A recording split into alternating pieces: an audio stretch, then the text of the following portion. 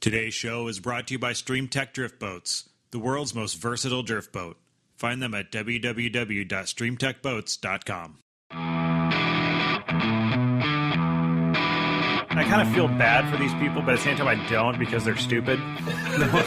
Don't see a circle around yourself, just start pissing everywhere. Oh, I hate the Dutch. Welcome to our country. So she doesn't really look Canadian. She looks almost American. Just insulted all of Canada. Oh, every time I say something up, then you got If I'd known that before, I would have just interspaced every other sentence with something horrible. Well, I haven't felt my feet since I sat down in the chair. Can you see your feet, though? No. I'd rather do anything else on the planet than go tip a cow over. How about Canada? Is there any stream access issues up in Canada? nobody cares. Not very much. Kids, if you don't understand that joke, ask your parents. Evan, Derek? Yeah. Oh, God, here it comes. Your flies are open. Thanks.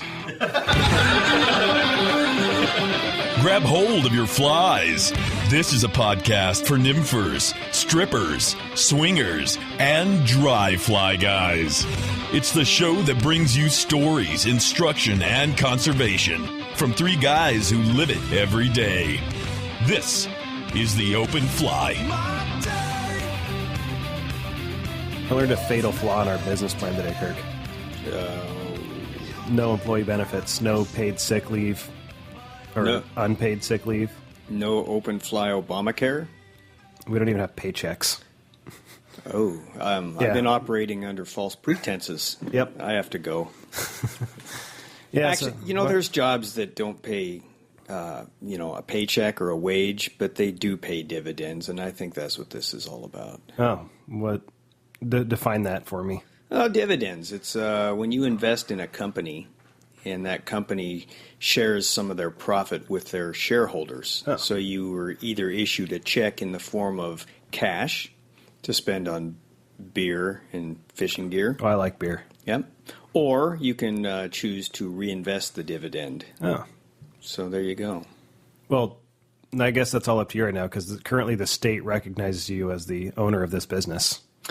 Yeah, that was interesting. I like the power that comes with that, but not the liability. Right. So. Paperwork snafu with the state. I'm supposed to be the owner of the business, but apparently they think Kirk is. I should be sitting in the big comfy chair. You should. It's not that comfy. No. In fact, my back hurts. No. Well, I would sit there, except I don't understand what that electronic mixing board is in front of you. Yeah. It's intimidating. It's all right, and I've got my germs all over it now. Yeah, perfect. If you can't tell by the way I'm talking, I'm fighting something. I don't know what that something is. Like an internal struggle? Yeah. Yeah. Yeah. Well, may your immune system work. I made my own cough syrup out of coffee and some whiskey and Irish cream, so that should work, right? That'll do. Yeah. Try a little bleach, too. Just a little arsenic. It's quiet in here today. It is.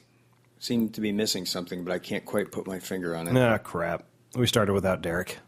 Oh, Derek's not here. Oh. It just seemed so complete and seemed like it was time to start recording. Well, there's a poster of him on the wall. I guess that's why I made the mistake. Yeah. I looked over, saw Derek's face, said, let's do it. Yeah. Well, so my power of observation is not good because I didn't even notice he wasn't here. Well, I guess we have a few things to talk about before he gets here. Yeah. Sounds like a few important things have been happening in our little neck of the woods here recently. Yeah, let's talk about the loss of Mr. Billy Frank as of yesterday. Yeah. You're going to know more about the history of him than I've definitely read quite a bit, but I think you're more learned, and you were around during that time. Oh, I just, Billy Frank was a tribal leader of the Nisqually tribe up here in the Pacific Northwest, and for the last 40 years he's been a big voice in the issue of, anadromous fishing, fishing rights for the tribes. He was not just an advocate for the tribes, but he was also a big voice for conservation, and I think he walked as close to a middle ground on the issue as you could expect from a tribal member, and he was a big part of the Northwest culture for a lot of years, and he just passed away yesterday. Yeah, he was kind of the leader of the movement that got the tribes up here their fishing rights back. Yeah. Back like it was in the 70s. Yeah, back in the 70s, I believe it was. That was when the decision was made, 76, I think. Yeah, Bolt. Yeah, which is another topic for another day. But he was a very big conservation advocate and habitat restoration advocate, and knew that hatcheries weren't the total answer, and knew that, putting more fish in the river meant nothing if they had no home to go back to, and that was kind of his stance on things. So we might not have agreed on everything, but I think it's safe to say he was pretty well respected. He was. By the majority of people. Indeed. And certainly a loss that will be felt. Indeed. So rest in peace, Mr. Billy Frank. Yeah. And we've also, in other news, slightly related, we've talked multiple times about the hatchery programs around here in the Puget Sound and on our local rivers, and the Chambers Creek stock of fish, which we're not a particularly big fan of, that they used for that. And a lot of the controversies that have been surrounded that lately. And it sounds like the Department of Fish and Wildlife, despite much screaming from the opposing viewpoint, is going to stop planning steelhead the Chambers Creek steelhead into all but one Puget Sound river. What's that lucky river that's going to continue to get them? The Skycomish. Yay. That wouldn't have been my choice. Yeah. I would have put them in the Snoqualmie. Yeah, which makes sense because the Snoqualmie doesn't really have much for spawning habitat for wild fish anyway. No.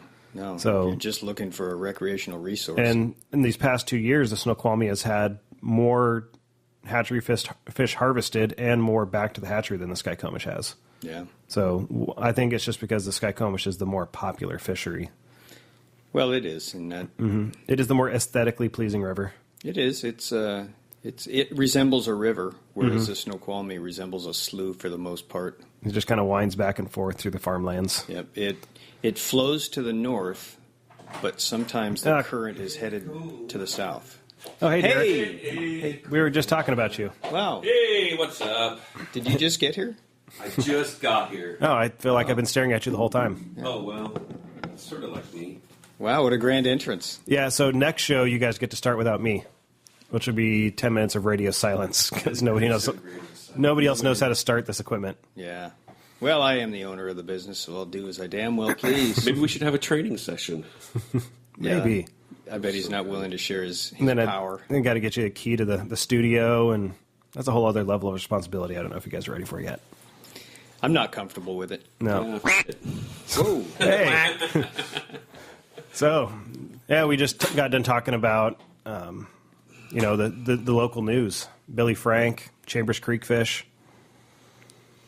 Tornado touchdown, they think, up by Lake Stevens area, Lake Rossiter. Oh, really? I think we talked about a tornado touching down near here last show, too. Eatonville. That was a few weeks ago, yeah.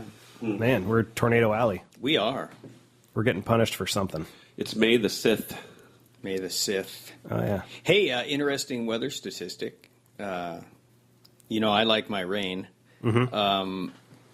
It is May 6th, and as of yesterday, we are light years ahead of the monthly rainfall average for the month of May, and very close to the month-long rainfall total, and we're only 6 days in. You know what's kind of weird about the statistic, or just like the whole annual rainfall we've had this year, is I feel like we've had less days of rain, but when it does rain, it's like East Coast style downpours every time. We've gotten all of our rain in March and April and now May. Because usually it just kind of clouds over and it'll just kind of drizzle for months at a time. And this year it's been sunny and nice and hot and everything, and then we'll get rain for a couple hours and it'll just downpour. Extremes, which is not how things work here. No, I blame the Chinese and their pollution. It's coming over here. I blame Al Gore. Yeah, we can blame him too. His man bear pig. Man bear pig. So, Derek, you were just kicking back in the orthodontist office listening to some Nickelback? Hell yeah. Right on. Now I'm going to have some 100% rye whiskey instead. Are you going to get down to the bottom of every bottle? Just about. Should I drink out of the glass or? No, just drink out of it. I haven't drank out of that, so you're safe. You have a cold, that's right. No, actually, it turns out it's allergies. Yeah, so. So that's okay. We're safe. Yeah. So anyway, yeah, the Chambers Creek fish. The important part of that whole thing is that they're out of the Skagit, which I think is a big victory. There you go. Because the Skagit, I think, gets more plants than any of those other rivers and gets little to nothing back and creates little to no fishery for them. Think of all the thousands or maybe tens or hundreds of thousands of fish they release in there. There's only like 100 fish that are harvested every year on average, so, or at least the last few years. What will become of the fish that aren't going to be planted? Have we discussed that yet? The fish that are not going to be planted? Yeah. Oh, you're talking about Put 'em in lakes. the potential... Or are you talking about the ones that are currently in the hatchery being reared, or the potential for the broodstock program that's being discussed?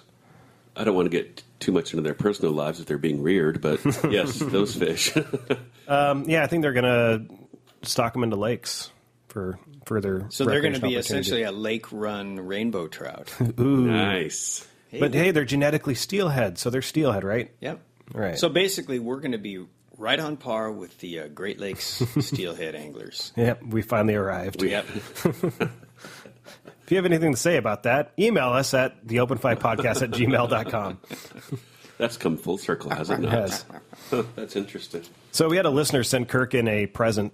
Actually, he sent it to me and had me give it to Kirk. Oh, Yeah, what'd you get, bud? This is Holy. it's so far it's 4 pages. Insult generators, a beta version. It's impressive and sad at the same time. That somebody took that much time Yeah. to create a 4-page, and not just like 4 pages, like small fonts. I think there's, That's a 12-point font. yeah. Helvetica or Arial. I think the old insult generator had maybe 20 lines of insults you could make happen, and I think this one has like 200. Yeah. This has got some, swashbuckling scab pouncer. Ooh, that's just in time for Mother's Day, too. Yeah. So that's from Lucas Meeker. So thank you, Lucas. Lucas. Yeah. He has a winery down in California, and their stuff is very good. He actually sent me a sample. He must be between bottlings or something. Well, they only do that during the fall. Yeah. Or maybe he was knee-deep in grapes and squashing. Could be. So he enjoyed the insult generator and wanted to show his appreciation by making that thing. Right. Agrarious dung dragon. Very nice. Yeah, It's like a PG-13 version. Oh, no, there's... are there No. some spicy ones? Yeah. I think there's some that are Clumsy service burger? Oh, burglar. Sorry. Burger. He's got to add that one, burger. We need that. I like burger better. Yeah. We can just pencil that in, or he can put that in the final draft. He says this is the beta. Yeah, there's some dandies in here. There is. Yeah. Anybody else have anything in the news that we should discuss before moving forward? What's in the news? We pretty much filled you in on everything we talked about before you showed up. So Yeah. What's I got nothing. in the news? No, I don't have anything either. it's kind of a Tuesday, and Tuesday is usually a very good news day. Yes. Yeah, this is typically a slow time of year in this part of the world for fishing news. In fact, I'm kind of surprised we've had as much controversy and news as we have about the steelhead. Usually that happens right around like March, February, January. Yeah. Usually when all that's at its height. But Well, I fished the other day. Yeah, Oh, did you? That was nice. did you slay any hogs? I caught a fish right in front of a client. I was demonstrating him how to fish, and I caught the only fish of the day. Oh, Yeah, that's kind of a that'll faux, cause a tip to be. it's kind of a faux pas, isn't it? Well, Suffer. Did you hand the rod off to him and be like, I tried, and then I felt a little bit dirty about doing it. But then I was like, you know what? If you're only going to feel a tug today, you might as well feel this one. Here, I hate when that happens. pay me to take you fishing and watch me sucks. catch a fish. Here, I'll hand the rod and let you play it. I thought it might as well just put on a big old salmon fly nymph and do a little indicator fishing, You know, it's because there funny- wasn't anything happening up on top. And so I said, here, you just got to put it in the slot right here. Boom. You know what I think is kind of funny about that concept of the guide hooking the fish and handing it off? If you go down to like the tropics or Mexico, guys pay $1,000 a day for a boat to have somebody do that for them. What? Like, when I go down to Mexico, I go out with like the DIY guides where you stand and hold your own rod, tie your own hook on. They find the fish and you catch them. Yeah. Then you get your fat, lazy Americans that go down there, get on the big charter boats and just sit in the chair with a deckhand, puts the rods out, hooks the fish, starts fighting the fish, and hands you the rod, and you pay out at the end of the day. Do you get to put the rod behind your neck for a photo? Sure, that's an option if you'd like. Yeah. But I guess since you brought that up, I just never really fully understood that. But when they go home, they're probably not fishermen, so they probably don't care. To them, they caught that fish. It's the Village Idiot Poser shop. VIP. Yeah, for anybody that doesn't know what he's referring to, you can go to his blog at theunaccomplished.angler.com and read about how it takes a village to photograph a hero. Yes. Well, it was one of those days where there was a village of people below us on the water, and it was like I got to the original put-in point, and because the Tianaway was just, we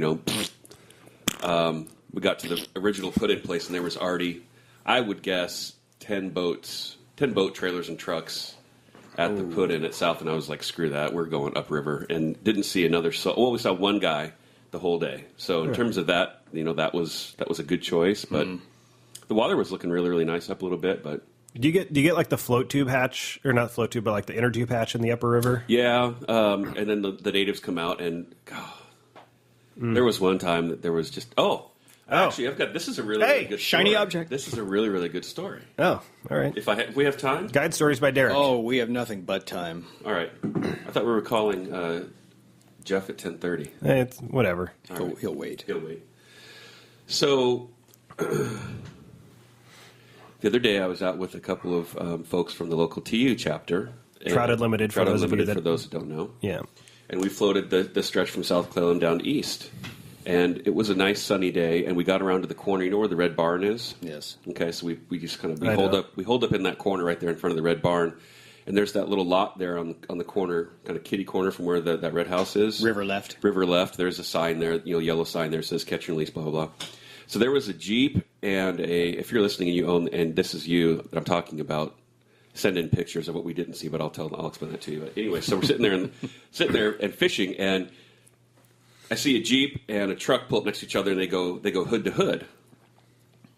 And then a young woman gets out, and she starts dancing around the back of the car, and then this guy gets out, and it looks like the car is getting a jump start. So Somebody was getting a jump start. So the guy in the truck, he closes his hood. They drive off. The woman is still there with the Jeep. She walks around. Is her hood still up? Her hood is down now. Oh. She walks around the back So side to of the speak. Jeep, and she starts walking towards the river like she's going to go in for a swim, right? Let's just say I was probably 70 yards away, and I could tell that she was not wearing a brassiere. And then she proceeded to swim in the water. It's about 45 degrees, and she gets out of the water. It was like a scene from 10, where Bo Derek gets out of the water. No, yeah, I have no Full-on recollection. wet T-shirt contest right on the Yay. Yakima. The reason I bring that up is because, yes, to your original question, Evan, you do get an inner tube hatch in the upper river, but typically it's the local denizens, and they are about 80 years old and about 400 pounds, and you don't want to see them with their shirt To see off. the real talent, you got to go below Eastern was a little or bit Central different. Washington University. This is a little bit different. Yeah. So the booby hatch was on, which was nice. Nice. And it made up for a lot that day. I can't stand when it happens here on the Skycomish in the middle of summer when I'm out trying to swing for steelhead. Every 5 minutes you got a tube coming by, and every single time you get, "Hey, sir, are you getting any nibbles? What are you fishing for? What do you use for bait?" Are they biting today? And, the first one or two that goes by, it's like, yeah, hey, guys, how's it going? Yeah. And then after about 10 or 15 of them, and every single one going by does the same thing, then I just become that asshole that they talk about. Like, that's how this guy fishing. He was... You're the guy that gives the fly fisherman the bad name. Yeah. The best comment that I received one summer down in the Lower Canyon on the Yakima, I was standing in the bow of my buddy's boat, and a rubber hatch floated by, and an attractive young lady that was probably old enough to be my daughter hollered out to me, "Nice fanny pack." And since then, I was going to correct her, but I didn't. I was just verklempt, so I just, from this day forward, it's a lower lumbar waist pack. It's a hip pack. It's a satchel. Fanny pack. Yeah. That should be on the insult generator. Something about a fanny pack. We'll add that. Okay. Yeah, you can send in your donations by going to our website at www.theopenflypodcast.com. Click on the donate button, and we will send that to conservation causes, and it'll help keep the lights on here. And you'll be entered into a monthly drawing. And This month, on the last show of the month, we're going to give away a Kraken XLA reel from Allen Fly Fishing. You guys seen that? Kraken. There's one over there. It is Kraken. That's a tall reel. It is a very tall reel. And I would say, too, as well, also, too. If you have booby hatch photos, send them in to us as well. We'll show them on the air. We'll show them on the air. Yeah. It's a family show, right? Sure it is. Mm-hmm. We all have families. Anyway. Okay. Yep, so you can win. Speaking of, you can win that Kraken XLA reel by sending in your monthly donations or just sending a donation directly to a conservation cause of your choice. If you got a local conservation cause that we haven't spotlighted on this show, send them some money, send us the receipt, and you can get a chance to win. So you don't necessarily have to send it right to us, but if you do, it helps keep us hosting our files and, doing that sort of thing. Yeah. Stuff that's not as cheap as it should be, but well, it helps. We get by. It helps pay my salary as a CEO of the Open Fly. Yeah, if we get a few more donations this month, I might be able to double your salary. Did you get promoted? Apparently, the state promoted me. Oh, yeah. I told it earlier, but when I filed with the Secretary of State, I filled everything out. I was supposed to be like the guy in charge of the LLC. Mm-hmm. Kirk was also on the paperwork as like a manager, something or other. Mm-hmm. Janitor. The state mixed that up and reversed it. So I'm the janitor. Now, and now you have a he's position king of power and leverage buyout. Huh? Phineas T. Fat Cat. That's me. Kirk, as the CEO, tell our listeners what they need to be sending us that they've been slacking on the last few shows. Listener feedback. Seriously. Wow. I mean, you've robbed me of my sole value in the show. Mm-hmm. That's Kirk's segment, everybody. Yeah. We went from getting like so many that I had to cut a few, not out of choice, but just because we didn't have time. To now, nobody's sending much of anything. So. Apathy. We are getting a few people sending in their suggestions for conservation causes, which I've been trying to get a hold of those causes and to get them on the show. But otherwise, just general feedback or insults. Tell us what you think of Nickelback. Yeah, there we go. That's a good one. Yeah. Tell us. I want $1 back. Tell us your more than just that nickel. What's funny is the singer of Nickelback lives up in Canada, up along the Fraser River, not far from where Dave Henry, who's been on the show, lives. And there's a boat launch that Dave goes out of for sturgeon, and we use it often. And his name's Chad something or other, and he lives right on the river right there. And a very good spot for sturgeon is right in front of his house, and I've caught my biggest sturgeon right off the guy's dock. Well, So there's my Nickelback story. Somebody's telling me that he's actually he's a Hoosier. And if that means that the music sucks, then that's what a Hoosier is. I don't know what that means. What's a Hoosier? From Indiana. He's from Indiana. Kirk Gilchrist, another Kirk, says, for the Open Fly Boys, Chad Kroger is a Hoosier. Now do you understand the term's use and meaning? Is that like hoser? Well, sucks. I would say sucks. Oh, I don't know. Kirk, write in and let us know what that means. We don't. There's a language barrier. I'm sitting right here. You don't have to yell. Oh no, Kirk I've met this guy and I still don't know how to pronounce his last name. Gilchrist. Apparently in the Midwest, that's a big thing. What is? Hoosiers. Nickelback? Both. Oh. Well, somebody's got to. Well, you got a hoser and you got a Hoosier. Oh. All right. Well, we all kinds of new vocabulary today. If you're either hoser or Hoosier, please write in. Yep, write in, and when you write in and we get some good feedback, we give away shirts and stuff like that. And yep, we haven't given away any shirts the last couple shows. We need to make some white Open Fly podcast T-shirts. We can do an Open Fly podcast wet T-shirt contest. What is it with you today? Wow, boobies. He's been listening to Nickelback. Spring is in the air. Spring is in the air. Yeah. I'm gonna send Lucas here a free shirt because he took an obvious and probably kind of sad amount of time to put together this insult generator. So we're going to reward him for that. Just to set an example. There you go. And for every time you don't send in a comment, a puppy dies. Oh. And a hatchery fish replaces a wild fish. Oh man. There, that hit close to home. All right, and speaking of shirts, you can buy shirts on our website as well as stickers and other fun things and be entered into the monthly drawing by doing that. That's the drawing to win the reel this month. So if you buy a shirt between now and the end of May, you can have a chance to win that reel. Nice. Trust me, you want to. I'd like to win that reel. Isn't that pretty sweet? That is. Yeah. That's the Allen Kraken XLA. extra large arbor. It is. Yeah. It's tall, but not wide. No, it's not heavy either. No. Is it like 14 inches of retrieve per rotation? I need to tape that one out, but it's a lot. Looks like a flywheel off of a John Deere tractor. Yeah. Once I started using those extra large arbor reels, I sampled one a little over a year ago. I just made up some dimensions just kind of on a whim and had to machine it out and sent it to me. And I took it on a few trips and really couldn't find very many downsides to using a reel of that size, at least for most of what I do. So I kind of switched over to using those for most of everything.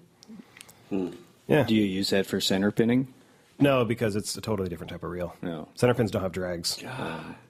Jeez, you don't know anything. You don't know anything about center pinning. Well, you said it fits most of your uses. And you are a center pinner. Yeah, it's true.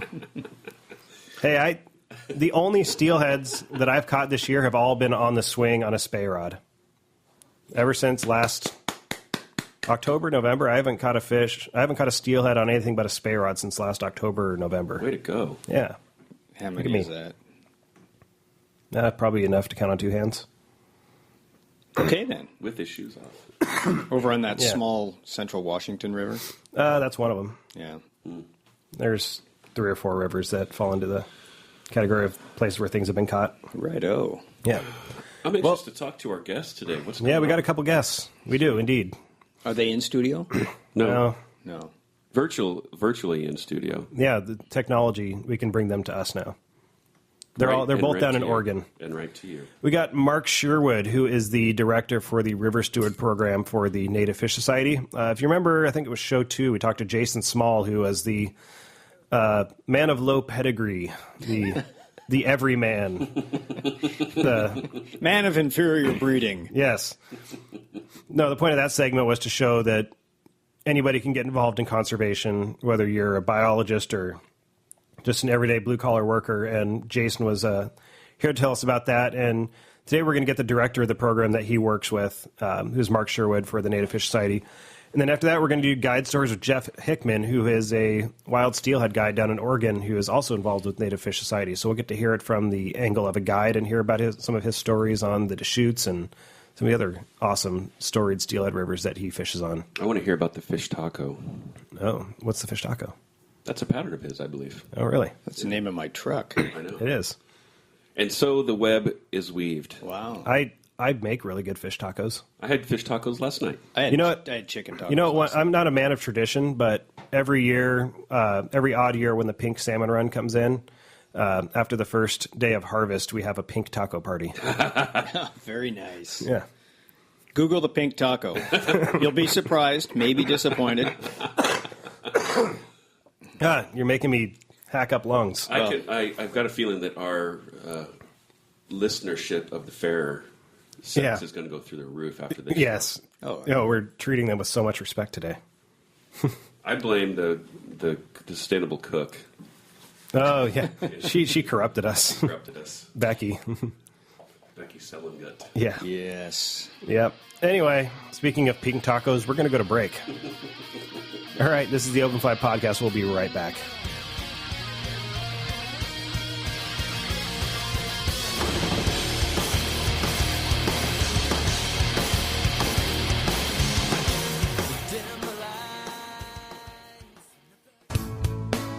This is Derek, and on behalf of Stream Tech Boats, I want to talk to you about 3 factors that I consider really important when you're choosing a drift boat, and that's safety, fun, and performance.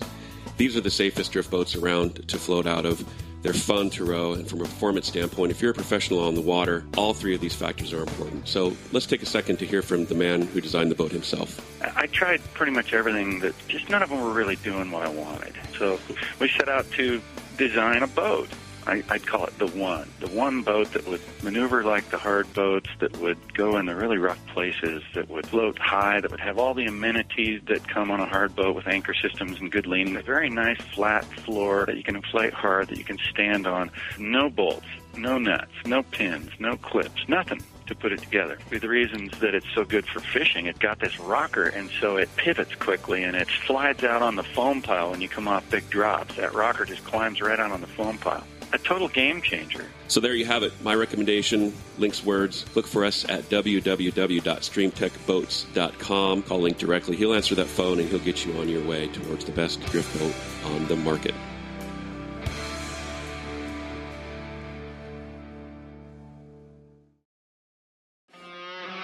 Now back to the open fly. Okay, we're back, and today's conservation segment is brought to you by Wetlander Boat Coatings. It's the slick boat bottom coating, I believe. Slick boat bottom, slick bottom that's boat. not off the insult generator list. Slick bottom boat, slick. I mix it up every time. Slick boat bottom coatings. It's the ideal coating for your drift boat or any other boat you have with a fiberglass, aluminum, wood, or any other type of hull. Probably not an inflatable, as we discussed when we talked to Scott a couple weeks ago, but definitely if you've got an aluminum boat, talk to him. If you've got a fiberglass boat, talk to him. I just can't say anything today, can I? Yeah, you should probably just Start sit over. there with Sorry, Scott. Luckily, Scott's very understanding. Let's do it in iambic pentameter. Wait till the end here. Slick boat bottom coating. I like the Wetlander. It makes me very happy because it's so slippery. Yay. No, in all seriousness, though, I've used both of the other major boat bottom coatings for drift boats in the last couple of years and found some major downsides to them, and they were not the least bit slick going over rocks or anything, and in fact would be brittle and would crack and fall off the boat, which is what Wetlander set out to try and solve, and they've done it. They've created a flexible coating that's just infinitely more slippery than the other ones out there. You just run your hand down it, and it's as slippery or more so than ice. It's crazy. You guys can confirm that. Yeah, I came down to help Evan roll his boat back over after he coated the bottom, and I could barely keep my hands on it. There's actually a video on their website where they flipped a boat over with the fresh coating on it, and it's kind of funny and kind of sad at the same time. They set their dog on it, and he couldn't stand up. You just watch the video, and the dog keeps trying to stand up and just like kept. Well, they held their hands there and kept him from getting hurt, but sure. Just to kind of show that this is the real deal. Wetlander, like a Great Dane puppy on ice. Indeed. So you can go to airboatcoatings.com and read more about it, and you can get a hold of Scott directly. You can call him. His contact info is on that website, and he invites anybody to call him and talk to him about the product and find out if it's right for your application. And chances are, if you've got a boat, it'll work for you somewhere, whether it's just on your trailer or on the bottom or along the sides, anywhere. There you go. All right, Wetlander. And today we have on the line Mark Sherwood from the Native Fish Society. Mark, you're the director of the River Steward program, correct? Yeah, that's correct. And do you have any other positions or titles within the or within the organization? No, that's my key and my title, but there's a few other things that kind of fall underneath that. I do a lot of the communications for Native Fish Society and some of the grant writing and a little bit of the policy analysis. Awesome. Yeah, like we mentioned before Mark came on, we talked to Jason Small in episode 2 about this, kind of hear it from the steward perspective, but hearing it straight from the director, it's going to be cool to kind of hear a little bit more about what goes on behind the scenes and from the organization itself. So tell us a little bit about Native Fish Society and the kind of the overall mission and where you guys operate. Sure. So the Native Fish Society was founded by Bill Bakke in 1995. Bill Bakke is a noted wild native fish conservationist, has been working to protect and restore wild native fish for 40 years. He's good buddies with Bill McMillan, who many people in Washington I'm sure will know. So he founded Native Fish Society in 1995. Our mission is the protection and restoration of wild native fish runs in the Pacific Northwest and the stewardship of the habitats that sustain them. So that's kind of the main thrust of the group.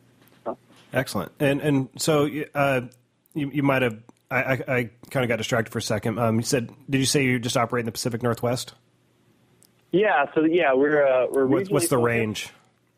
Yeah. So from the Canadian border in the north, mm-hmm. we have a river steward who actually lives in Bellingham and works in Blaine. Blaine's kind of the last stop before you cross the border. And then as far south, at Santa Rosa in the Russian River.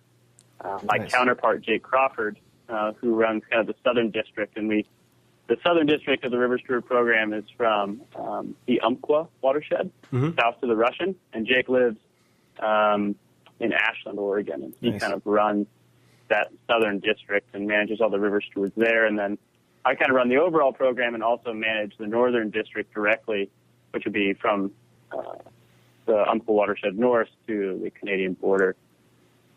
Cool. An interesting thing I heard recently about kind of your southern range of those rivers. Aren't they trucking steelhead down to get them back out of the rivers, or what's going on there?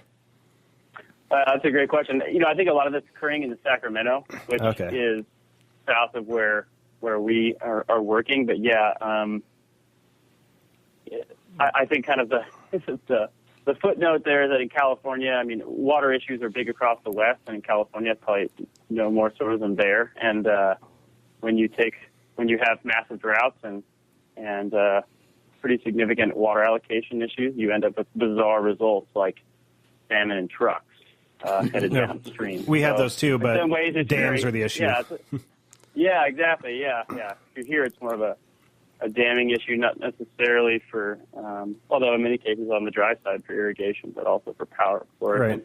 And we have a dam that's splitting in two on the Columbia, and they're trucking fish around the whole section of river now because of that. Right. Yeah, that's correct.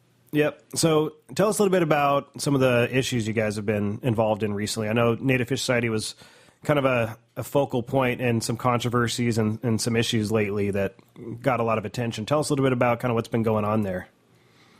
Sure. So I guess the big thing that a lot of people want to talk about with regards to Native Fish Society is kind of the whole campaign and then the lawsuits that we had on the Sandy River.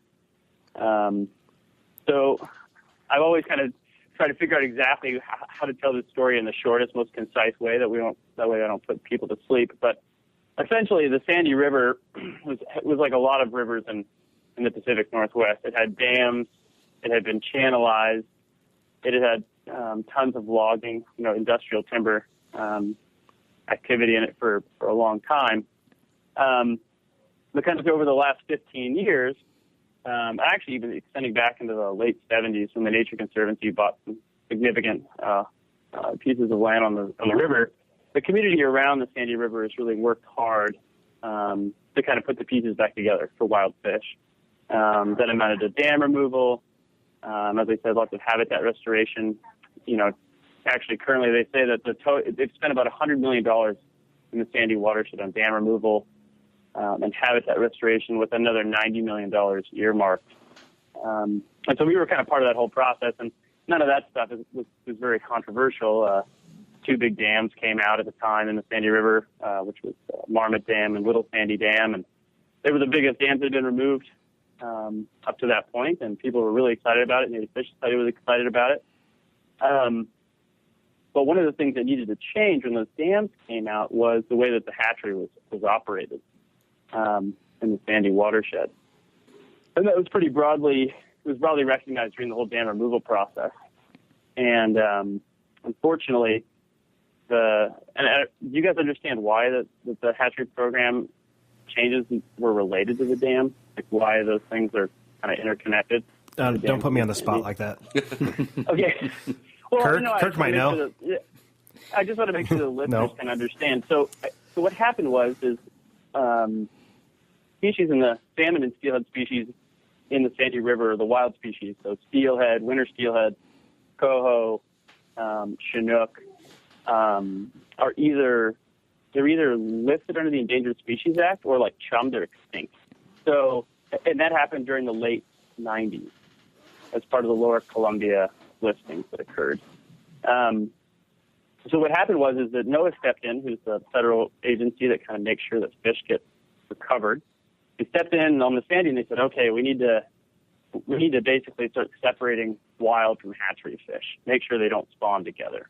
And so the state and the dam operators and the feds all got together and said, okay, we're going to use the dam, Marmot Dam, as an exclusion weir, i.e., fish are going to get to the dam, they're going to jump up the ladder. If they've got an adipose fin clip, we're going to get rid of them. We're going to kill them, or we're going to retread them below the dam, and if they're a wild fish, we're going to pass them up into the upper watershed. So what they essentially did is they started using the dam as a conservation measure for wild fish. Ironic. Which, yeah, totally. I mean, and this is the kind of irony that you run into all over the place in the Pacific Northwest. But yeah, that was kind of the situation.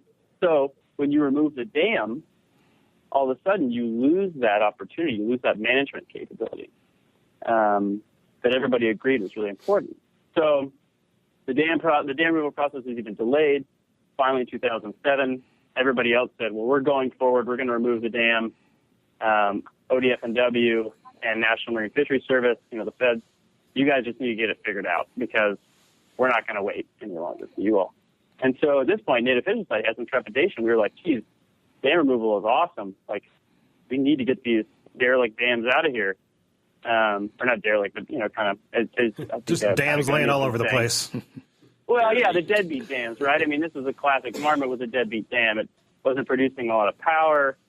There's a lot of sediment trapped behind it, so the reservoir was really low. I mean, it wasn't really doing anything very beneficial, especially not as it was originally intended. So, so from that standpoint, it was great to have it removed, but it would introduce this whole new problem, which was we have hatchery fish in a watershed where they can't be separated from wild fish. So then the issue kind of went dormant because the dams were removed. Everybody kind of patted each other on the back and walked away and was like, yeah, we restored the Sandy River. Dams are gone. Habitat's looking good.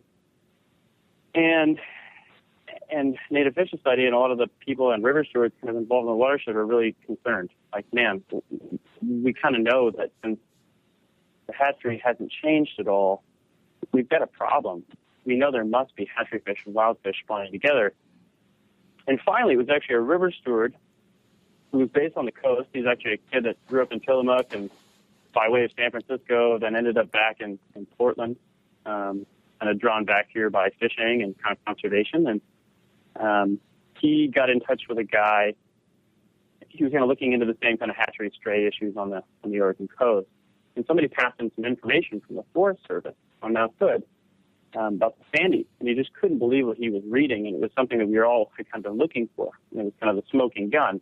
We found out that the Forest Service had been doing spawning surveys in the upper Sandy. And they've been actually finding a huge amount of spring Chinook, hatchery spring Chinook spawning with just a few wild Chinook. In some tributaries, it was as much as 90%, but broadly speaking, 70% of the fish spawning in the upper Sandy were of hatchery origin. To kind of give you some perspective, kind of through the course of our case, experts kind of weighed in on what's an appropriate number of hatchery fish spawning with wild fish where it doesn't have an impact. And that was more or less kind of decided around 5%. So when you have, 5 to 10%, kind of a range there. But when you have that occurring every single year where 70% or greater of the fish spawning in the upper watershed were hatchery fish, it was a crisis. But then it also gave us, so that river steward got really worked up and started a campaign, a letter writing campaign, and we ended up sending over 1,000 postcards to the governor and to ODF&W. I actually rode with him down to Salem for an open house at ODF&W, and he gets up in front of all the top brass at ODF&W, and I'm like, oh man, what's this guy going to do? I was kind of new to the running a river steward program, and I was like, wow, this is kind of an intimidating room. There's probably 300 people in the room, and my friend Spencer, river steward Spencer, pops up, Spencer Miles, and he says, hey, I've got this information from the Forest Service that says there's these, really high stray rate for spring Chinook. What is ODF&W going to do about it? And let me interject just a quick second, Mark. The wild Chinook are ESL, correct? In the Sandy. English as second language? Yes, English as a second language. I think you meant ESA. Yeah, sorry, ESA. Yeah, ESA. Okay, just wanted to reiterate that. Yeah, they're listed under the Endangered Species Act as it's threatened in the Sandy watershed. Spencer pops up and he says, "Hey, what do you guys want to do about this? About this issue, this massive issue we have in the Sandy River?" And all the top brass from ODF&W simply said there is no problem. There is no stray problem in the Sandy, no problem at all. And this was December of 2010. So anyways, push came to shove. Eventually it became a campaign, a grassroots kind of campaign. And then we, kind of as a very last resort, contemplated litigation. Not something that Native Fish Society had never been a lead plaintiff before on anything. And we're a pretty small group, and litigation can be an expensive and protracted, deal. So we definitely were not in any way excited about it. We have good friends that work at the Oregon Department of Fish and Wildlife, and river stewards work with district biologists, and we knew that kind of all of that stuff might be challenged by litigating on the Sandy. But finally, our board and staff, we kind of agreed that there was really no other option. We've been involved for 15 years, and if our mission was to protect and restore wild native fish, and the good stewardship of the habitats that sustain them, so we had to do this. And so it ended up being about a 3.5-3-year process worth of litigation, which just concluded, this last year in March with our ruling. And we were found. The judge ruled favorably on two of our most significant claims. So he found that the hatchery programs on the Sandy River violated the Endangered Species Act, and also NEPA, the National Environmental Policy Act. So it was pretty significant, totally a precedent-setting ruling. And as a result, hatchery fish in the watershed have been cut in half. There's a lot of different things that kind of we're going to be working with ODF&W, and ODF&W is doing in the watershed to try to, has already done to begin bringing down those stray rates. Last year, the stray rates were below 10%. So we're seeing substantial changes in the Sandy itself. But as a precedent-setting ruling would go, it's also kind of, the Sandy isn't unique. This problem wasn't unique to the Sandy, that we had a lot of hatchery fish spawning with wild fish that were threatened under the Endangered Species Act. And even though all the laws and rules are already kind of put together to protect these fish, nobody was really enforcing them. And I think the public generally doesn't realize that the enforcement mechanism for the Endangered Species Act is the public. And right. Sometimes we have to stand up and say, hey, we think we're not seeing the rules actually being put into action on the ground. So and what happens? What happens going forward when you're trying to monitor the health of the wild fish runs, and although you can't substantiate it, that there's young fish, returning fish that are of mixed origin? Sure. Well, I think I think that's a great question. So your question is, like, how do you make sure that hatchery fish don't continue to spawn with wild fish in the future if they had parents that were both wild and hatchery fish? Yeah, exactly. Is that kind of what you're getting at? So yeah. That's a good question. I think one of the key things, and this kind of goes back to a discussion about a broader discussion that kind of come out of this whole issue. You hear a lot of different kind of rebuttals to this issue about hatchery fish and wild fish. Some people saying, are there even any wild fish left? Right. Do they even exist in the Pacific Northwest? We've had hatchery programs for so long. And we're really excited because all the agencies are doing more genetic testing, and we're encouraging more genetic testing, and the resolution that they're able to get as far as being able to look at the genes and really, and I'm no genetic expert, but we have relationships with different universities that, they're kind of working on these kinds of things, and it's incredible what they're finding out. And I think one of the key things for all of us that I think about when thinking about wild and hatchery fish is, like, there are still, the genetic testing has resulted in many watersheds they find totally unique wild fish, many of which have not been influenced by hatchery fish. Then you find, some populations are heavily have had tons of spawning with hatchery fish, and they really resemble the hatchery fish. And then you have all these fish that are kind of somewhere in between, right? They're like on the spectrum. They've had some wild parents, some hatchery parents, right? I mean, like for steelhead, for instance, right? A hen may lay her eggs, but then they may have 3 or 4 different fish fertilized. I mean, it's incredibly complex. Mm-hmm. But what I think it kind of comes back to for me is if you allow natural selection to occur over time, you'll end up with fish that are adapted to a watershed. That's what happens. Right. That's how we got wild fish in the beginning, and that's how we could end up with wild and robust characteristics in our fish in the future. I think the issue is if you plant fish every single year, and so you keep putting into the watershed a domesticated fish, a whole stock of domesticated fish that will then spawn with fish that are from the watershed itself. It's that constant pressure from the hatchery on the genetics of the wild fish that kind of holds them back. Right. So I guess what I'm trying to say is, like, if in the sandy, certainly there's got to be a number of fish who have both hatchery and wild parents.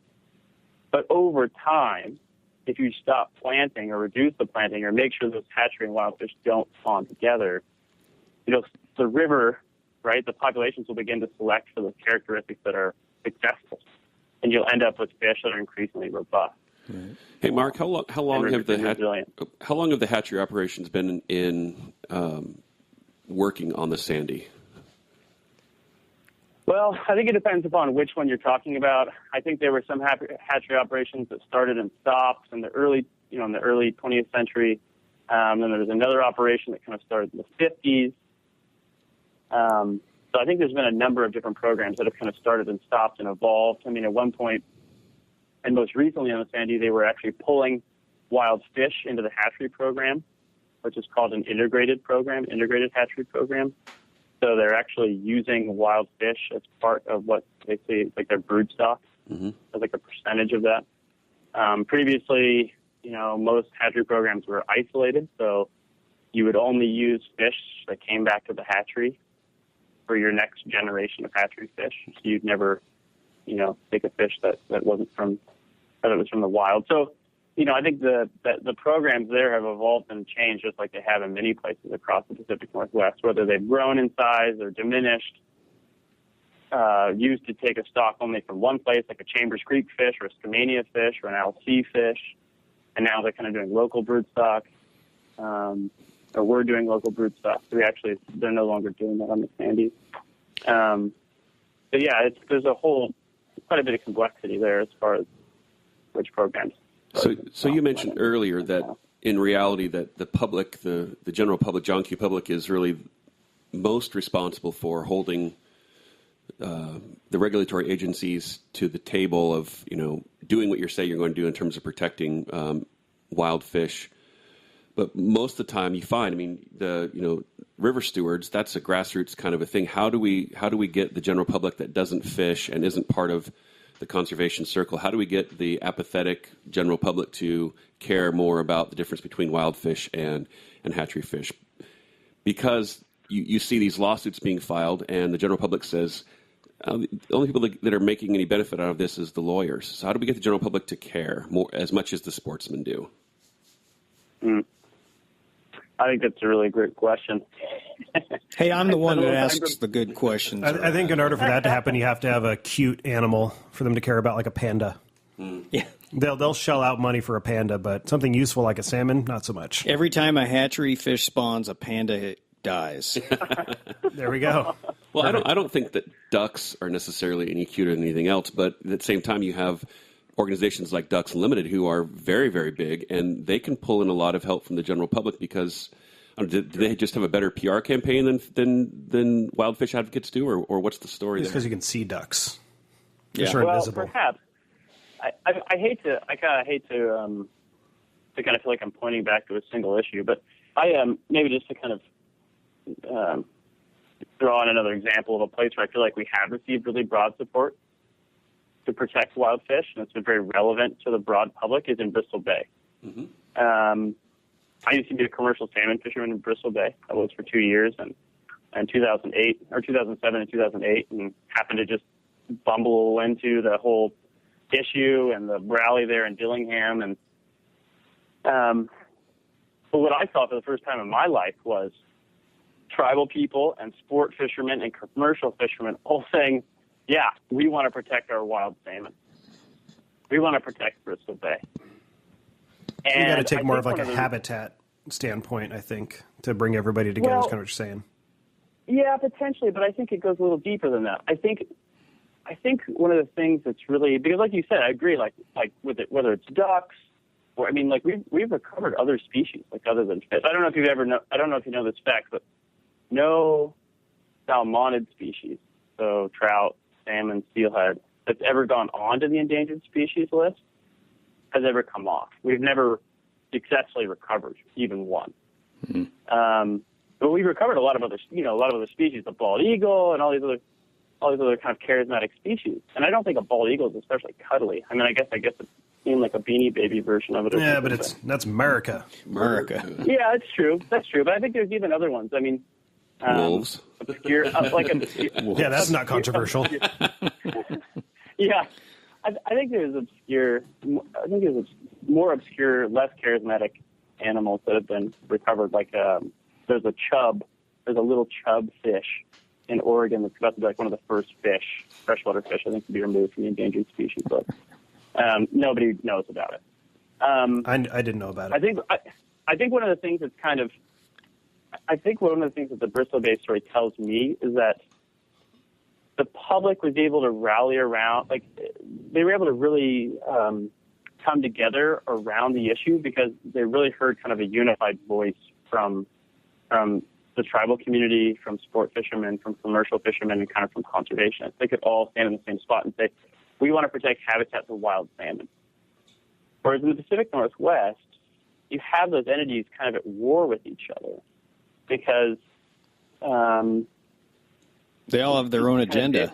Sportsmen are even divided. Yeah, I mean, you got. Yeah. I mean, it's not sportsmen versus commercials. It's sportsmen versus tribal versus commercial. Right. Right. And I think, and a lot of that comes from which fish do you want? Which fish are you advocating for? Which fish upon which does your business or your culture or your sport or your ecosystem depend, right? And so you have all these different values because we're slicing people into hatchery camps or wild fish camps. And so we're not able to get down to the fact, unfortunately, most of the time, I think the public, they just see kind of like incongruity and a lot of complexity and they go, I'm going to walk away from that one. I don't really see a solution. I just see a lot of kind of mess and lawsuits. And so I don't know. This is too messy. I mean, even in a recent example, though, you guys had the recent wild gene banks victories, and you guys were protested by other sports fishermen. Right. Yeah, exactly. And I don't know if it was over that issue or if it was over the Sandies. It was a little bit of everything. Maybe just a little bit of everything. But I think that's one of the things that the Pacific Northwest, I think would really clear up the message is kind of reorienting ourselves around wild fish. That is what's, brought those communities together in Bristol Bay. You didn't hear anybody going, well, you know what? I mean, they're going to be, opening the biggest open pit gold mine in the world. It's a pebble mine. I'm sure they mine pebbles. Yeah, the pebble mine. I'm sure they could get the Cadillac plan for hatcheries. I'm sure they could build and mitigate with the best hatcheries on the planet. Yeah, I've never even heard that brought up. Yeah, nobody wants that solution. But down here, people are wedded to it, and I think the belief is we've done too much damage. We don't have any wild fish. And I would say, that's just not true. I mean, we have wild fish down here. The Pacific Northwest is one of the most productive places for wild fish. I mean, historically, we put places like Alaska to shame. I mean, right? I mean, they look at their growth season versus ours. We have summer and winter steelhead. We have runs of fish that come year-round. Alaska, it's brutal up there for most of the year. It's just their habitat is relatively intact, so they still have what they had. Correct. But I think it's also a little bit short-sighted of us. I mean, I think think about even 20 years ago. You'd look at a dam, you'd look at those dams on the Elwha, and you'd say, those are going to be there forever. Look at the size of those things. Yeah. They're 200 feet tall. You know, these things are permanent. We've screwed things up permanently. And I think it's time for people to think a little bit differently than that. I think all the dam removal that's happening, all the habitat restoration that's happening, all the habitat protection that's happening, it's all happening to restore the ecosystem function so that we can support wild native fish populations. Mm-hmm. That's what this show is all about. Yeah, and so you know, kind of our feeling in the way that river stewards kind of are integrated in that is we don't feel like anybody's a more effective advocate for their watershed than a local person, than somebody who's there, who's place-based. Yeah, that's a good segue. Let's we're running out of time here, but let's just kind of talk a little bit about the River Steward program briefly and how people can get involved in their local watersheds and maybe any areas that are very much in need of a local river steward that don't currently have one. Sure. Okay. Just kind of work the with River that. Steward program. Yeah, the River Steward program was founded in 2004, so this is our 10th year. And basically, the River Steward program is our grassroots solution to the decline of wild native fish. And currently, we have 75 river stewards working on 80 watersheds in 4 states. So I think at this point, our ambition is to continue to grow the program, especially in Washington and Northern California, definitely on the east side in Washington as well. We have kind of more of our river, the highest density of river stewards we have in Washington is kind of in the South Puget Sound area. We do have a number of folks as well in North Puget Sound, kind of in and around Bellingham. But really, our ambition is to have river stewards more than one on every watershed that has wild native fish in it in the Pacific Northwest, and then to knit all those people together so that they know what's going on in each other's watersheds. I mean, for so long, even the most dialed-in people, I mean, people that were kind of like the original West Coast river stewards, people like Frank and Jeannie Moore on the North Umpqua. You know, there are so many people that are just, at their best, we're just experts on their own backyard, which is awesome. But why are we all reinventing the wheel, right? You know, I mean, even those people were doing things, had done things, did things in the 60s with movie making and working with a broader community and driving policy change that we all could learn from. And so that's kind of the hope, is to kind of empower these local advocates across the Pacific Northwest and cover all those bases and then knit all those people together so that they can say, this is how you deal with, you know, a gravel mine company that wants to expand its operations below the floodplain. Cool. And how can people get involved in that? Where do they go? Where do they sign up? Sure. Yeah, they call me. It's here at the office. Or Cool. send me an email. My number is 503. Well, I should say in the Northern District, you should call me. My number is 503-496-0807. Or you can just email me at mark@nativefishsociety.org. Or you can talk to, if you're south of the Umpqua, you can contact Jake Crawford, who's our Southern District Manager, and his email is jake@nativefishsociety.org. So yeah, we'd be more than happy. And then also we kind of have a list of all the river stewards. And if you're like, well, I don't know if I'm going to be a river steward because that's kind of a big commitment, and we do kind of, you know, take that pretty seriously. We're looking for folks that are kind of longtime residents in their area. We really want people that are a part of the community and really anticipate, you know, staying there for a long time because this, like a lot of this work, you know, takes time. Kirk, you've been around for a while. I've never left. Yeah. Hey, Mark, is the River Steward program, is that primarily for systems that have wild steelhead and salmon in them, or does it also apply to systems with wild trout in them as well that have hatcheries that are... Absolutely. Yeah, for sure. Yeah. Systems that have wild trout in them and even non-salmonid species. We have river stewards that are really interested in, like, lamprey, for instance. Yeah, they're native species that are pretty important. Yeah, they're the oldest fish.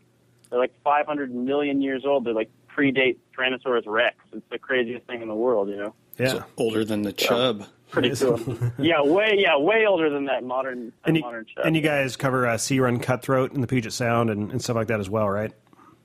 Yeah, that's kind of like what Jason's working on. Yep. And so that's kind of a big part of it is we want to give river stewards the flexibility to basically address the 4-H's, hatchery programs, harvest, hydro, and habitat degradation, kind of however they appear in their watershed, and also to work on the species that they're interested in working on. Awesome. So there's definitely flexibility within the program, and I love that we have people from all different walks of life. We have teachers and people that work at restaurants, and just like every different kind of person. We have a jeweler. We have like people from all different kinds of backgrounds, and I love it because they bring different skills and different interests, different perspectives, to stewardship. Awesome. And it's really, really cool. I think it really helps the community as a whole really think differently and have a lot of different ideas about how to be a good advocate.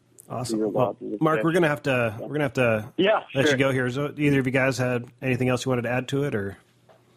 No, great work. Yay! Thank you.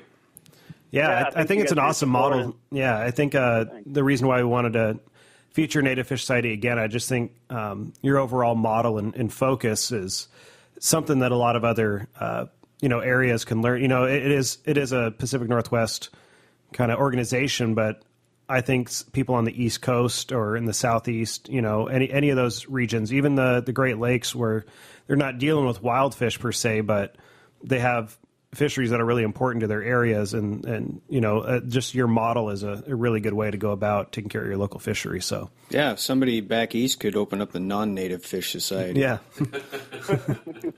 Oh, there's a lot of brook trout back there, right? Oh yeah, for sure. There's brook trout and stripers, brook char, lake run, Mackinaw, smallmouth bass. Yeah. Those are all native fish.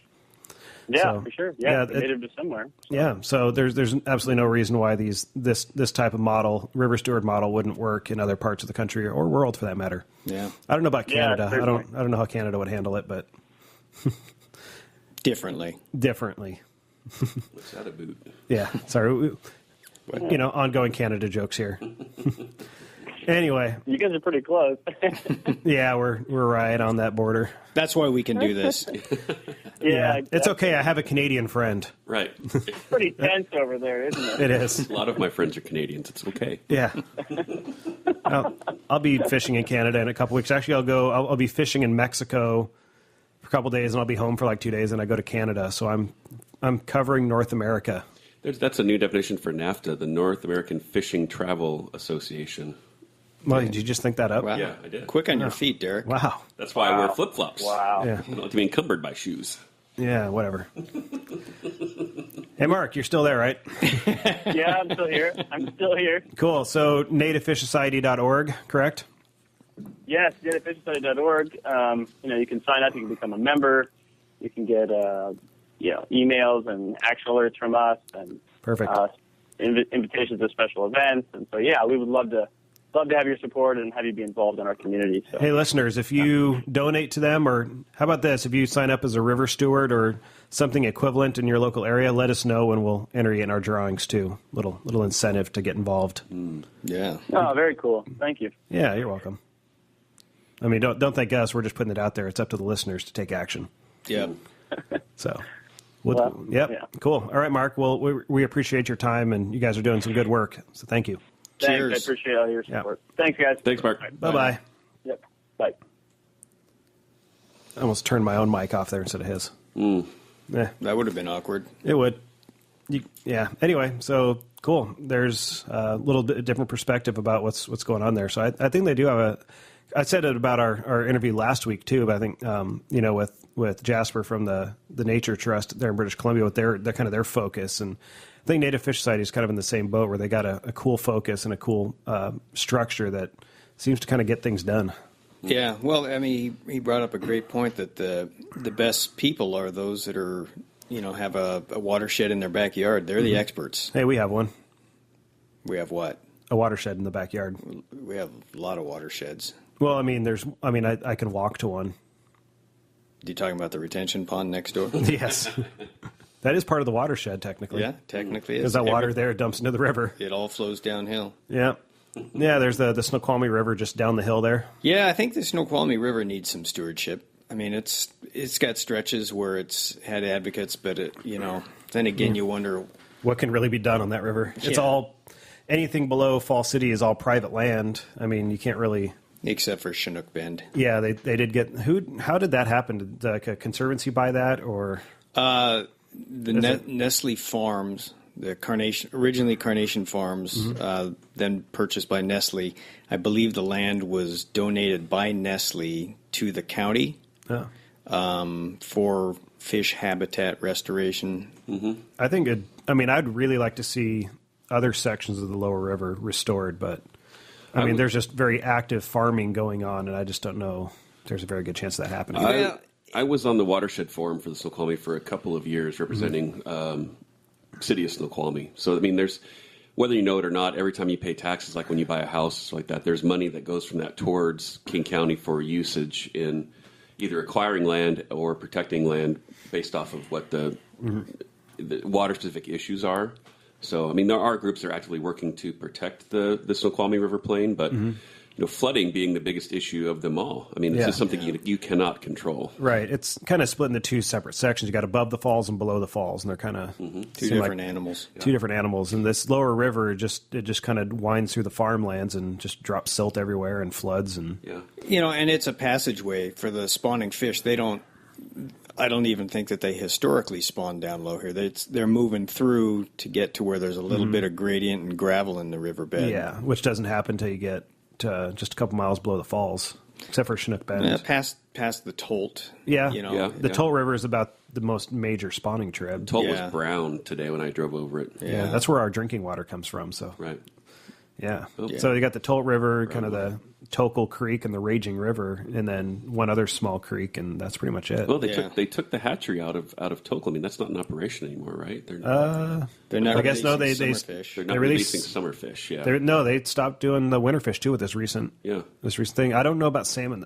Were they doing salmon before? I think it was just a steelhead fishery, wasn't it? Yeah. So it's still operational for salmon. Yeah, we've killed a steelhead on the Snoqualmie before. Yeah, you guys killed them last year. And I catch. I still catch adipose fin clipped rainbow trout on the Snoqualmie. Yeah, so the ones that are released and residualize, right? Which is another reason why they're trying to stop a lot of the hatchery plants. But I actually caught a wild steelhead at the mouth of the Tolt River in November. So that was my first fish of that variety on the local stream. So that was kind of cool. Yeah. So they're still around. There's some. I think the Tolt is where most of the wild fish go. Yeah, small run of them, but I think the next campaign needs to be to remove Snoqualmie Falls as an upstream barrier. Oh, it is. That is fish. A massive. I mean, we could truck them over. Yeah, I mean, just think of going up above the falls. Just imagine those smolts. 47 and catching some steelhead. Imagine the out migrating smolts. Would they survive? Smolts. Would they survive the 280-foot drop? Extreme smolts. Yeah. Well, maybe natural selection would select for those that can belly flop from 280 feet. You might get some flying steelhead out of the deal. There you go. Huh. Well, this is going well. If you take over as the Snoqualmie watershed river steward, you can work towards that yourself. That's not going to happen. Oh, maybe not. Yeah. It's a good idea, but it's not going to happen. Should we go to break? Yeah, and let's talk to Jeff Hickman. Yeah, we're going to talk to Jeff Hickman, who is the river steward and guide down in Oregon there. So, anything else? No. Yeah, let's go to break. How you doing today, Kirk? I'm doing good, thanks. Good. Yeah. You look malaised. I'm just not uptight today. Yeah. All right. Well, something that should make you angry. Yeah, really. No. Well, we're going to go to break. Okay. Kirk, Derek, your flies are zipped to an acceptable level. Well, thanks for looking. Yep. All right.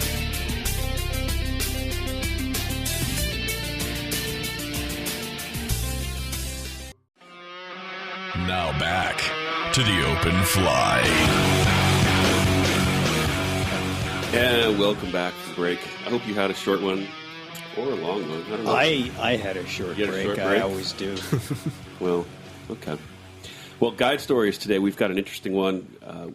We were talking with Mark earlier from the Native Fish Society, and we're going to keep that trend going and talking with Jeff Hickman, who has a guide service on the Clackamas and on the Deschutes, and he is a river steward for the Clackamas. So, Jeff, welcome to the show today. Thanks. Thanks for having me. Absolutely. So you, in your guiding career, you've cut your teeth like a lot of steelhead guides have done up in Alaska, and that generated a lot of patterns that you found worked there, which you carried over to your home rivers in Oregon. So tell us just a little about from a guide's perspective, the development of a pattern and how you test it and how you make sure that it works before you really start to put it into play on your system. Well, like as far as fly development goes, I would say most of the motivation for like the fly patterns that I've come was just simply not being able to find something that fit that niche. So, like one of my fly patterns that became kind of well known is the fish taco, and that was just simply because I couldn't find a winter steelhead fly that was unweighted at the time. I like a fly that's unweighted. It's a lot easier for people to cast. You don't have to worry about getting snagged up every time, on the hang down on the soft inside. So, yeah. And like my mouse pattern that became well known, Mr. Hanky, that was simply because it looks like a turd, quite frankly. But that fit right in with my pattern, the crusty tube sock that we've brought up before. Yeah, but I mean, at the time there were no mouse fly patterns that had an upright hook, so. I just saw too many fish be killed by being hooked in the tongue and bleeding out by those down-riding hooks on mouse flies. So just wanted to figure out a way to have a hook that stayed riding point up and a small enough hook for the trout, because most of those, back then, most of the mouse fly patterns were tied on these like big bass hooks and stuff, and I just thought that was super harmful to the fish and not fair. See smaller, rainbows get their eyeballs poked out and stuff by this bass hook. So basically just out of necessity to have a fly that I needed to have. And, so when you're a guide, you don't have a ton of time to tie flies, so I was like, having a company time for you is pretty good perk, Yeah, nice. So the approach you take is kind of the fish first and then everything else will follow. Is that what kind of led you to get involved with Native Fish Society, or how did that come about? Well, I mean, to me, Native Fish Society, it's a local group here where I live, but they're the wild fish advocacy group. They're a group that's taken the hatchery reform issue, and just grabbing them by the horns, and they're really, it's just great to see a group take on that issue, because so many people are kind of afraid to approach that issue, and violate their various alliances within the sport fishing industry who are major hatchery advocates, But we know now that these hatchery fish are greatly impeding recovery of wild stock. So, the way I see it, the way I'm involved in Native Fish Society as a river steward, it's such a cool program where you go watershed by watershed across the region. We have boots on the ground and eyes, in my case, eyes on the river every day for at least half the year, watching what's happening and just in touch with the people in the watershed and what's happening and what kind of projects are going on, ways to get engaged, and a way to have a voice for wild fish there locally. Gotcha. Your website is fishtheswing.com, correct? Yeah. And you only swing flies for steelhead and salmon? That's what I do, yeah. I mean, I don't exactly have a lot of people calling up to book a striping feeder trip. So, and here in Oregon, we're pretty lucky to have steelhead year round. Yeah. So that's what I concentrate on. Occasionally we'll do a little Chinook fishing, but like on the Clackamas, we'll catch them mostly incidentally when I'm targeting steelhead. When I talk to people about the progression of casting and where spay rods and switch rods come in, do you think that's been the biggest benefit to fisheries like the Deschutes, where you can't fish from the boat, and then you have the development of techniques and gear that get you to those fish, or has something else been going on in Oregon that's allowed you to have a more robust fishery than, say, your neighboring states? Yeah, I mean, certainly spay casting is super popular. People are really hungry to learn more and more about it.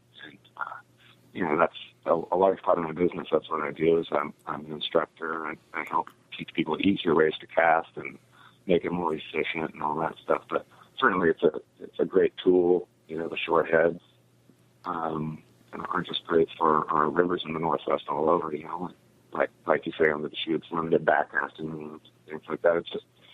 It's a tool that helps you keep your fly in the water fishing longer and more productively, more efficiently. So certainly, that's helped to keep me busy every day. I wouldn't say that it benefits the fishery because we're catching a lot of fish. But, it certainly is helping to get people out there and get people, reinvigorated, refired up about the sport, And to me, it's not, people ask me a lot about the name of my business, Fish the Swing. Is that exclusively what you do? I don't think of myself as an elitist. That's the, swing flies. It's the traditional way to fish for steelhead. You get to feel that grab, and it's, for me, steelhead are hard to catch. They should be hard to catch. And so using strike indicator and things like that, it makes it a lot easier, and it kind of turns it more into how many instead of how. And really, it's the how for me. That's why I got into fly fishing in the first place. I think that's why we're all into fly fishing, because we take pride in the way that we fish. Would you say that's, from your perspective, what is the thing that separates a guided steelhead trip on the swing versus a guided float trip for trout using other methodologies? And you can use the Deschutes as a frame of reference, perhaps. Well, certainly,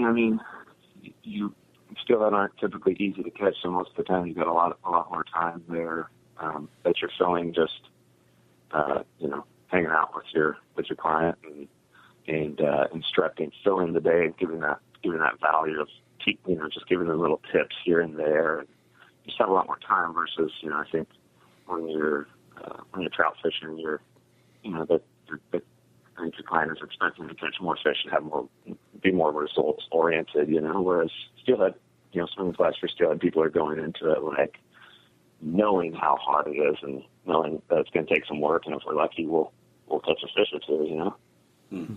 So steelhead fish is more about the journey, the work to get to it.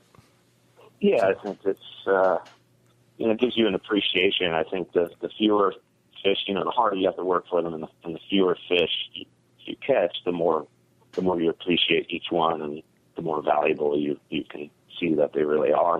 Versus when you just catch a lot of fish, you kind of take each one for granted. You don't really appreciate their beauty and how special and magical they really are.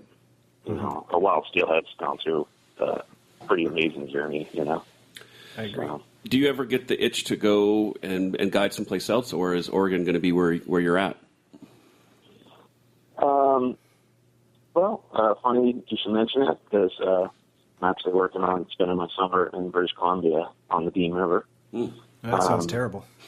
And we're trying to wrap that up, and that'd be basically a June, July, and August season. But it's certainly pretty special up there to see a really wild river system without ever any hatchery intervention, and just a real raw, rugged place. But I certainly love Oregon. It's home. I grew up in Mount Hood, and I do consider it an incredible place. I mean, we have year-round steelhead here, so I feel like I'm in a great location to see a wide range of steelhead fisheries and a lot of watersheds close by, and fresh steelhead coming in 12 months out of the year. It's pretty cool. Nice.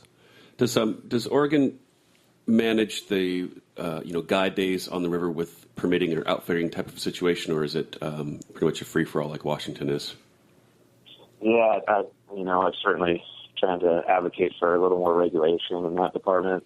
We have fairly strict regulations on our federally managed rivers. So, like the Deschutes, for example, has strict permits through the BLM, and they've become fairly expensive.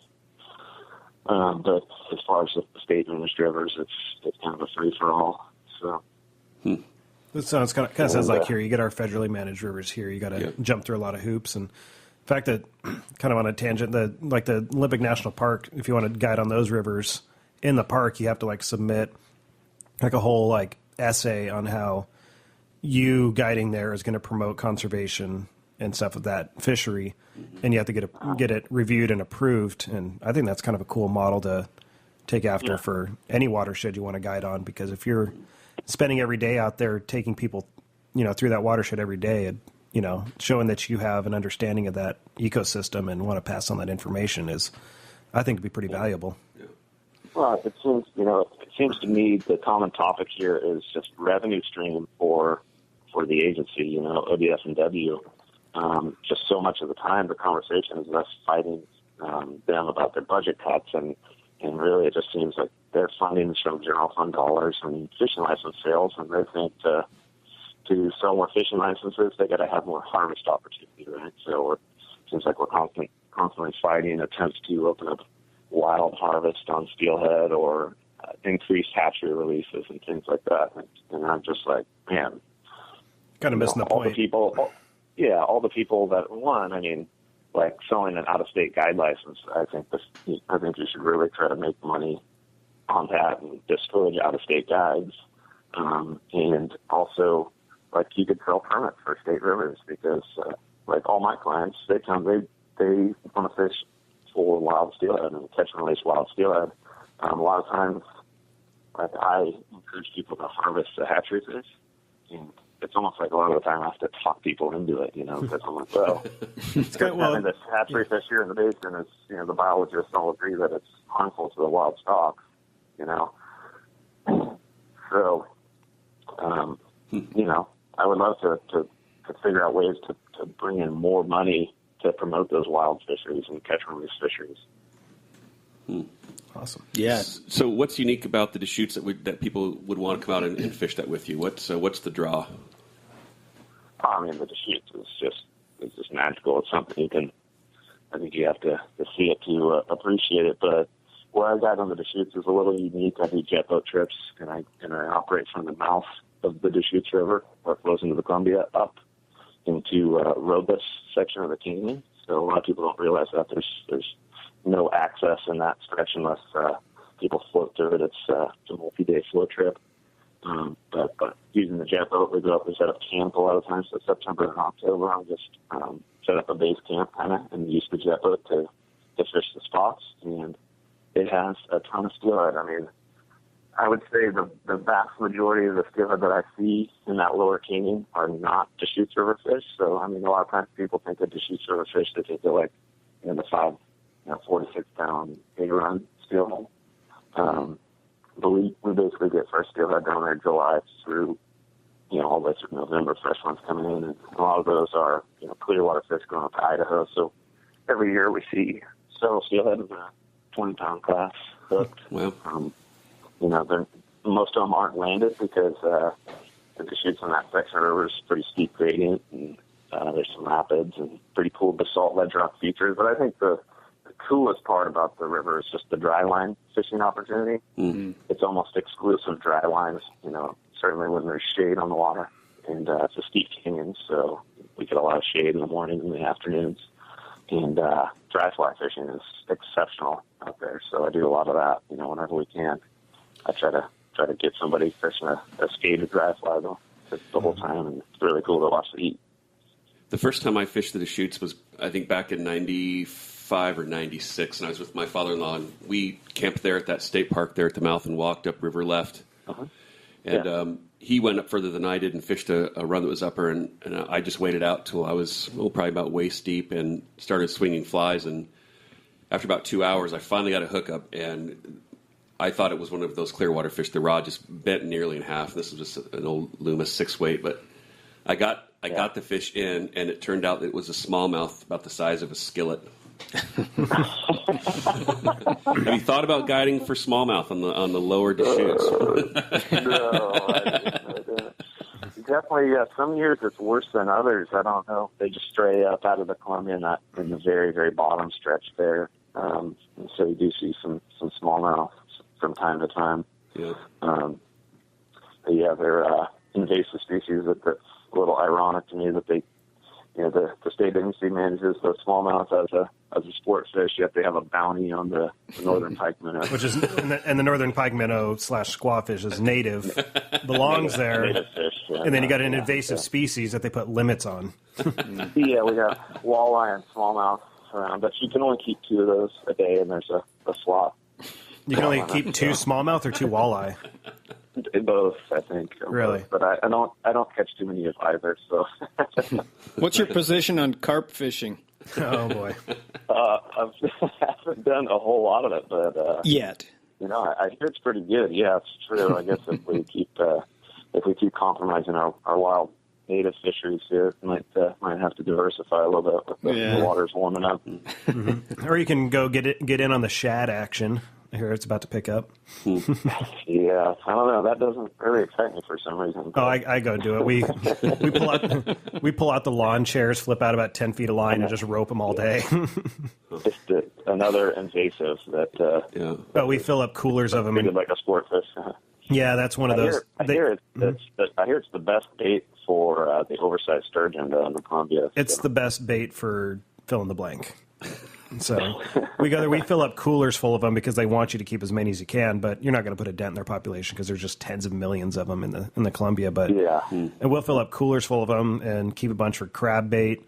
I'll send a bunch up to my buddy in Canada for sturgeon bait, and I'll actually can a bunch because it's actually really good when you can it. So. Well, I think there's a niche there for these fly rod manufacturers are making smaller and smaller switch and stay rods now, like with 4-weight spay rods. That's what I was using last year was a 4-weight spay for the shad. Yeah, I mean. But the only problem with that is the wind is blowing like 30, 40 miles an hour, and so. No, the cool thing is 2-handed fiberglass tenkara. Oh, yeah. Yes. Which works real well when the wind is blowing at 50 miles an hour from the side. Trust me, it's coming. Yeah. For shad. No, I think that's actually kind of a fun fishery, but you got to go with a different mindset. You're just going for a good time and just kind of hanging out, drinking beer and sitting in the lawn chairs and chilling out with friends. It's not like a serious fishing endeavor. But that's kind of my... It's different, and that's bad. Let's not tell the guy how to run his business down there. I'm not. I'm giving him ideas for if mismanagement happens a decade or two down the road and he has to find a backup plan. There's shad on the swing. There's shad on the swing. Well, there you go. I wanted to talk a bit more about. I wasn't sure what you guys covered with Mark Sherwood in Native Fish Society. If you guys went into talking about the current situation on the Sandy River, we did. Yeah, we did. We talked about that quite a bit. Yeah, but we'd love to hear your perspective on it. Yeah, if you'd been listening, you'd know that. Yeah.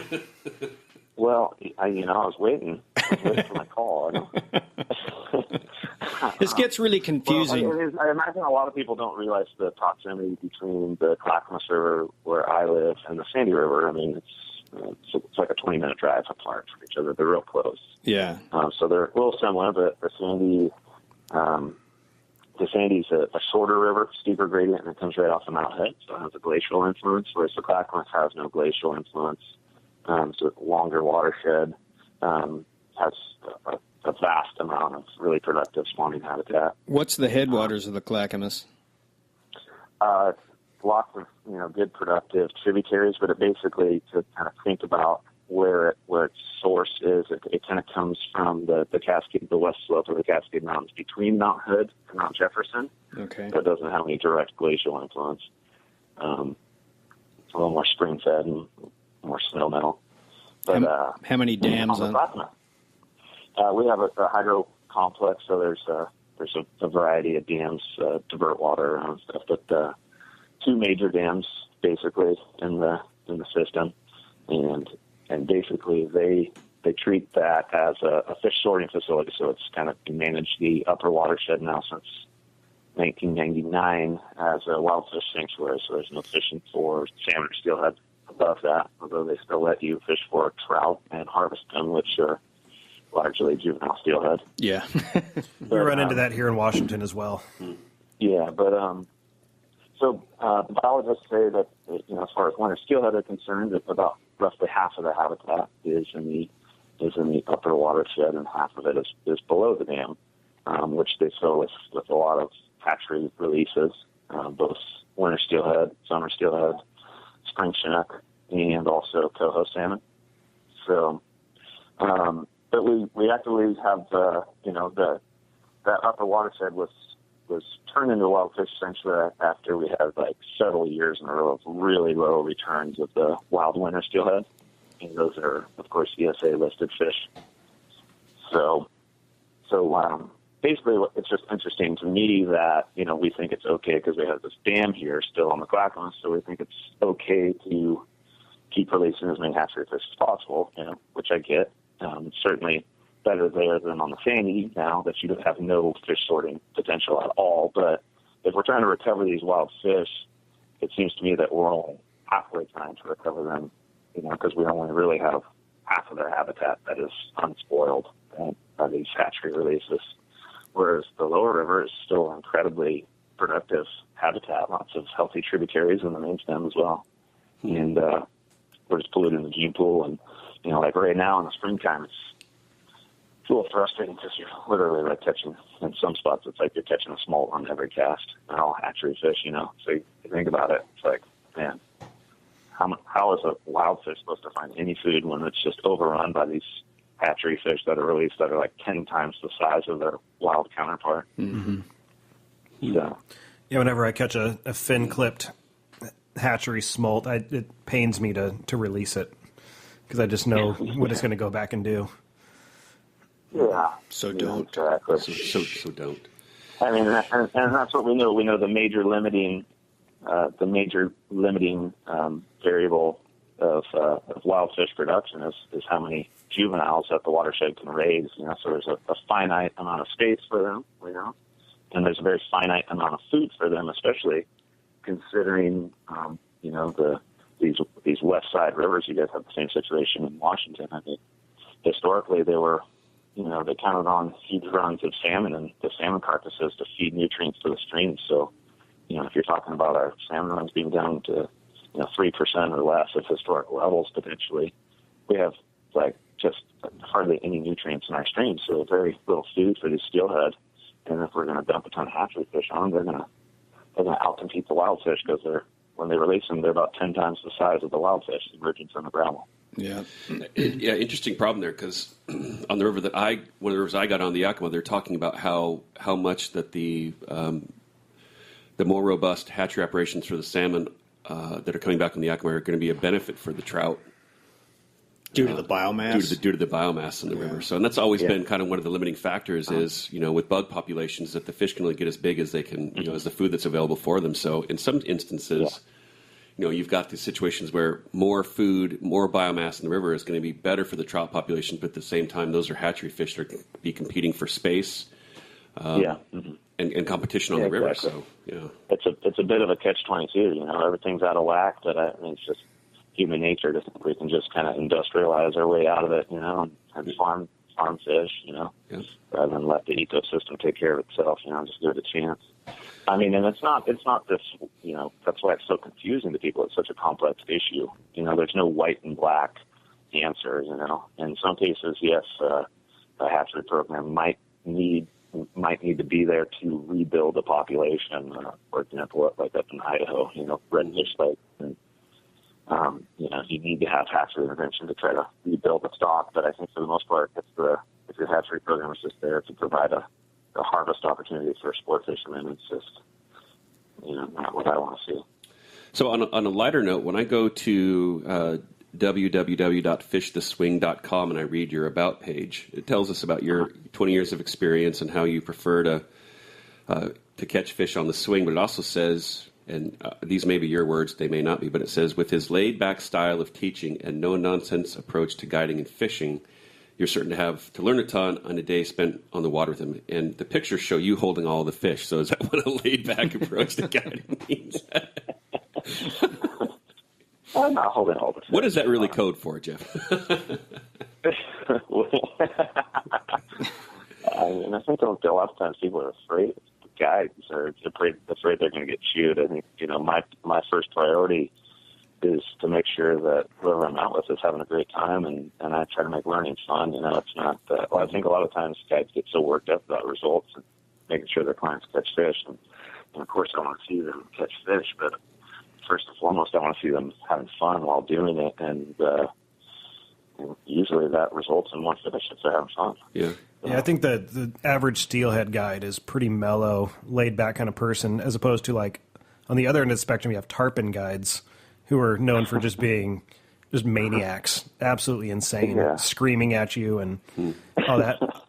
And I got a few of those that I want to get on the show at some point. So. Some screaming tarpon guys? Yeah, that'd be a good show. Screaming tarpon guys. So, Jeff, make sure and get them while they're up on the platform. Right?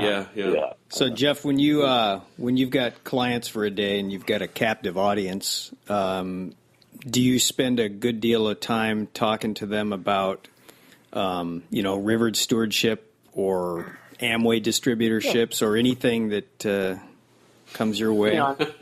Well, I try not to preach to anybody, but I think oftentimes it does come up, different things, and especially when we catch a fish, if it's a wild fish, I really try to convey how important it is to treat the fish with respect, Right. Land them quickly, keep them in the water, and treat them right and release them quickly, And if a fish is not cooperating, you don't need to get a photo of every fish, and there's a lot of ways to get some really nice photos of fish in the water, which Kirk's an expert on that. Exclusively. You should. Kirk's got his blog, the Unaccomplished Angler. You should go look at his recent write-up on photos for fish. It's pretty good. Yeah, I think in the last year and a half, 2 years, I've just exclusively trying to keep all wild fish in the water for photos at all times. Yeah. In Washington, that's the law. And then the conversation comes. Yeah, and then if it's a hatchery fish, the conversation comes up because I encourage everyone to harvest the wild fish. I mean, the wild the hatchery fish. I think you said harvest the wild fish. Little slip there. Yeah, exactly. Do you oftentimes have a client that refuses to kill a hatchery fish? Well, I do give it's their choice certainly, and I just think that it's my job to, if they're unaware of that, it is the biologists all agree that if you catch a hatchery fish, you should remove it from the system. So a lot of times it's almost like, I'm kind of almost sort of talking people into keeping hatchery fish because as fly fishermen, a lot of us don't want to kill any fish. I don't enjoy killing any fish. Right. I just feel like it's kind of my duty, my responsibility to the wild fish to remove the hatchery fish. Yeah. And it requires extra work, At the end of the day, you're going to have to, fillet the fish or whatever you're going to have to do, I feel the same way. Worth it, Yeah. I'm just kidding. Well, there's probably a whole generation, maybe two, of recreational fishermen that don't know how to kill and fillet, clean a fish. Mm-hmm. Yeah. Blood on your hands is not a bad thing when it's for the right reason. I'm a harvester. Yeah, I mean, it's an unfortunate situation that we're in. To me, I mean, it's I don't want to have to kill any fish. I mean, I think if anything, our recovery goal should be to catch and release fisheries for steelhead. I mean, steelhead are worth so much more as a sport fish that is released. I mean, you think about it, a hatchery fish that's kept is costing taxpayers a ton of money to produce, and then the first person that catches it kills it. Yeah. Versus a wild fish that produces itself for free, comes back. On one run cycle, it could be caught and released multiple times if treated right. And, it's producing a lot of value for a lot of people and for, a lot of fly anglers that can make their whole season just catching and releasing that one wild steelhead. Yeah. So, hey, Jeff, I'm sorry, go ahead. Yeah. I just think it's unfortunate that, but we kind of feel obligated to keep these hatchery fish, but at the same time you keep it, then you're, in effect, supporting that hatchery program. So I've gotten in the habit, and I'm not afraid to say that, here in Oregon, when you harvest a hatchery fish, you record it on your license. Mm-hmm. So, very quick to make sure everybody records their fish right away. But I haven't turned in the harvest tag in many years because I think turning it back in, then showing support for that hatchery program, which I'm adamantly against. Yeah. Do you are you focused mostly on single day trips, or will you throw gear in the jet boat and head upstream and camp out for a couple of days? Yeah, on the Deschutes now, I'm exclusively doing camp trips in September and October, and then I go back to doing day trips in November.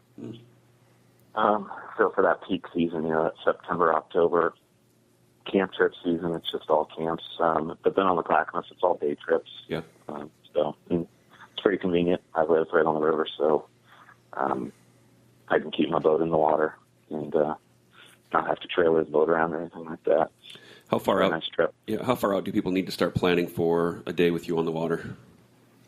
It doesn't hurt to be thinking on the Deschutes, up to almost a year in advance. I have a lot of repeat bookings and stuff. I got a lot of guys that do 5-day or week-long camp trips that rebook those spots every year. Nice. So it doesn't hurt to know in advance when somebody's thinking about wanting to fit a trip in there, and I can kind of piece it together. But typically the winter, spring season, I would say I'm booked out like 3 or 4 months in advance most of the time. Yeah, and the Deschutes, kind of like the Olympic Peninsula here in Washington, is just kind of a destination for people from all over. Mm-hmm.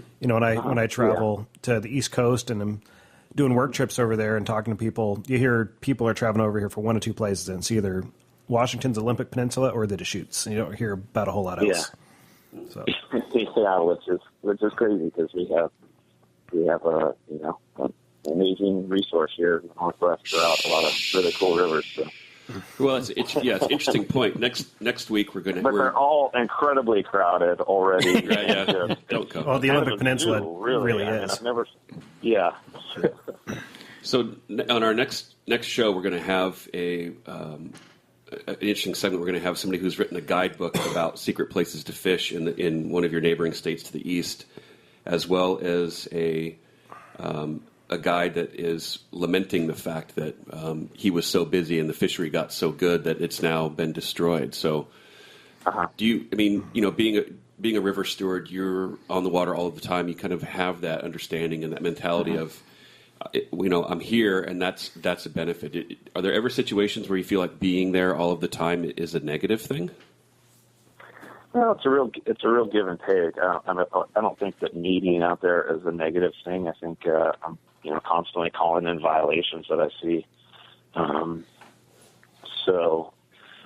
But as far as like promoting a resource, it's a touchy thing. I think a lot of people really struggle with it, because they, especially as a guide, you want to promote yourself, but you don't want to over promote your resource, and destroy what a special thing you have. But I also think there's a balance there, I mean, if we're going to have people out on the water, I think fly fishermen are typically going to be the ones you want to have out there. They just tend to be a little more responsible, and it's just more of takes a little more involvement, I would say, to get involved, and understand what's happening out there. You don't see any styrofoam worm cans or anything when a fly fisherman leaves a fishing spot. Actually, I carry a few in my pack just to leave on the bank, even though I don't have bait in them. Just to... But troublemaker. I mean, but the thing I think that people need to keep in mind is that these fly fishermen especially tend to be the greatest advocates for the resource, and these rivers need friends, they need people that care about them. So when there is that public meeting, you got people that show up or generate comments, or people that just care, and are paying attention. I think that kind of is the reality that it's mostly the fly fishermen you see fighting for the wild fish, but I'd like to see it. I'd like to see that change, because I mean, I'm not, and I don't hide it, I'm not 100% a fly fisherman. I enjoy all methods, and and I'm a big advocate for conservation. But in my peers that are kind of more on the side of not fly fishing, they tend to not be quite as geared toward. They're big into conservation, preserving the resource, but their passion for wild fish tends to not be as extreme. So I'd like to see that change. So I think we should be reaching out to people that use other methods to kind of try and unite both sides. Exactly.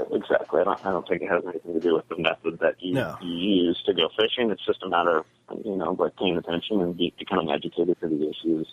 Correct. And I think, as far as the harvest thing is concerned, it's just, hatchery fish are like, in a way, it's kind of like this crack, we've given people. It's like a form of welfare, There's so many food stamps. People are addicted to that. People enjoy being able to bring home the fish that they catch, and unfortunately, you're talking about removing that welfare program. Yeah, that's a flip of the switch. I mean, imagine making a T-shirt that has a hatchery steelhead on it that says food stamp on it, and trying to sell those to a bunch of guys that love to catch hatchery steelhead. And a lot of times, the thing is, like, I'm no longer associated with this person, but for a while I was friends with somebody on Facebook who was an acquaintance that, he'd be posting his political posts every other day about, welfare and how people are lazy on welfare and everything, but then he was like a big advocate for keeping hatcheries open. Yeah. It's like you really don't get it. It's ironic. It's really those same people. It's a very conflicted. They must really struggle